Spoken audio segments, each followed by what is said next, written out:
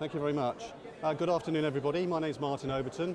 I'll warn you now, I am not an insurance person. I am a techie. Everybody hear me okay? Yep, good. So I've been doing security for 30 years, so 30 years of dealing with malicious codes. That's worms, viruses, trojans, ransomware, etc. The first ransomware, just as a bit of information for you, was actually released in 1989, so ransomware is not new, although some of you may be aware of, think it is. I've also been an ethical hacker for 15 years, and I have also run computer forensics for 10 years. So I actually can understand it from the attacker's point of view, the defender's point of view, and the remediation point of view. So what I'm really going to try and share with you is about the business supply chain, and what my experience tells me that most breaches that I've seen or been involved with, 80 to 90% of them could have been avoided just by following good practices, just doing the basic stuff. And I will sort of explain what I mean by that as we go through. So what do I mean by the business supply chain? It's not just who you would think, it's not just your suppliers or your business partners. It may well be service providers as well. So if you are using cloud-based systems, or you're using outsourcing security, your payment system, HR, payroll, cloud, IT, forensics, marketing, all of those would be potentially outsourced. Those are service providers. Those are part of your supply chain. Any one of those get hit, that'll have an impact on you. I'll give you a few examples. DYN, the domain name service provider that supports a lot of big, well-known names, they got hit by a large distributed denial of service attack. So this is just basically somebody flooding their servers with as much data as possible to effectively knock them over. That impacted the likes of Twitter, SoundCloud, Spotify, Reddit, and a host of other companies. About a third of the internet stopped working that day or was not able to work properly. We also saw Amazon S3, so not all of the issues that we see are caused by people hacking or doing attacks. In the Amazon case, the S3 is the storage cloud which is used. There was no bad guys involved here at all. Simply it was a member of staff accidentally typing the wrong command.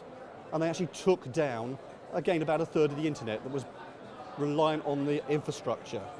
You've seen, obviously, people like Swift who've been hacked, but it's not Swift themselves, it's the banks that have been hacked that actually use the Swift infrastructure. So the fault is not with Swift, but it is actually the fault with the banks themselves.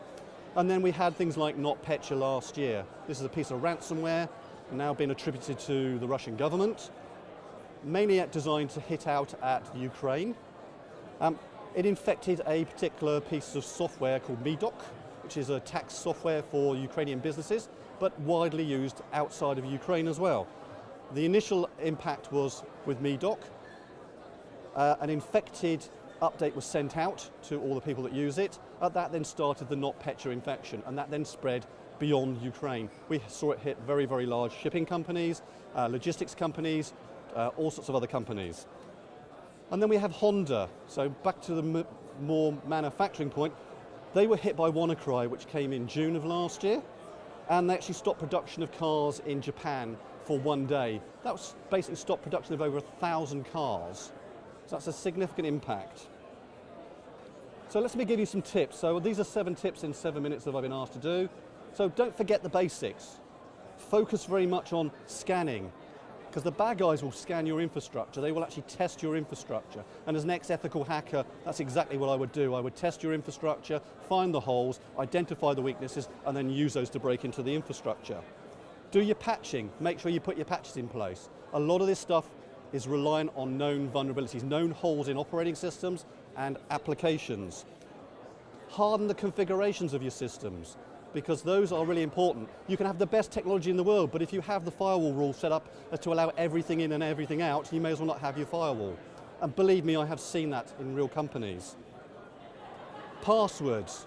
Don't just let your staff reuse passwords. Make sure they use unique passwords for every site, or they use single sign-on, or even better, they use multi-factor authentication or two-factor authentication. So they have a user ID and a password, and they have a physical token, something they have, so they can actually verify they are. The bad guys can then steal the credentials as often as they like. They're not going to get in if they haven't got that second factor of authentication. Backups. Ransomware, a perfect example. If you don't have backups, you're going to have to pay the bad guys, unless they've got a bad implementation of crypto, encrypting your data. So you need to have good backups. No good just mirroring from one system to another, because if you get one system hit by ransomware, guess what? You now have 2 copies of encrypted data. You need to make sure you have good off-site backups that you can restore, and you need to test them. Always be ready and prepared and ready with both proactive and responsive capabilities. You need to have a business continuity plan. What happens if part of your business goes down? Have you got a backup? Can you actually get back to business quickly? What's your downtime window? How is it going to impact on your business? Disaster recovery, much the same there. Do you have a hot site? Do you have a redundant system that you can move over to in the case of disaster? And don't forget your incident response plan. When you actually have an incident, do you have a plan?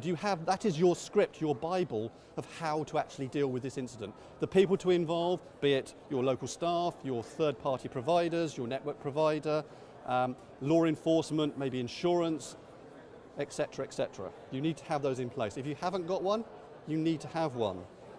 Otherwise you'll run around like headless chickens. Optimize ahead of the attackers. Identify your critical assets, your crown jewels. Where is your really important data? Is it process information? Is it a recipe? Is it information about designs of a product? Those are the ones you need to focus on. Analyze the behavior of staff.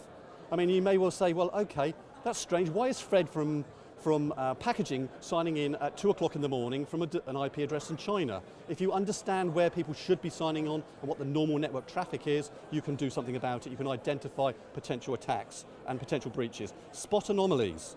Restrict access on a need-to-know basis. Don't give everybody access to everything.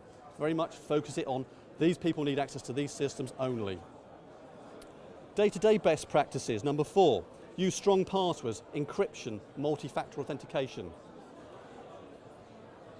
Use a virtual private network. So if you're on a network like the one in here, you're using a public network, are you actually really talking to that public network? Are you encrypted? If your data's not encrypted, the bad guy can actually steal that data. Turn on anti-malware and firewall agents. They are there for a reason. You need to have them. Manage third-party security. Each of your business partners, you need to make sure that they have at least as good security as you do, because the bad guys will go after the easy targets, the low-hanging fruit as we call it. That includes your product supply chains, the business partners, etc. Practice secure engineering.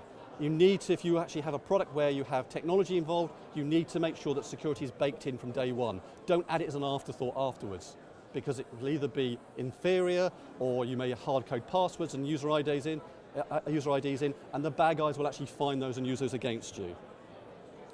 And number 7, understand and participate. Security is every employee's responsibility. Train your staff. If they're not part of the solution, they are part of the problem. You need to make sure that they are aware of that. And a lot of the training you can give to them, make it personal, make it so they can use it in their everyday life at home. They will then bring that back to you and work with you as part of your organization. You need to train and test your staff as well. So it's no good just training them. You need to test to make sure the training's been applied correctly. So to do spear phishing on your own staff, send phishing emails to make sure they actually work. So in summary, you really need to focus on the generic stuff, the easy stuff. I say 80 to 90% of all these things can easily be defeated by just doing what I call basic security hygiene. Hopefully that's been useful. Thank you.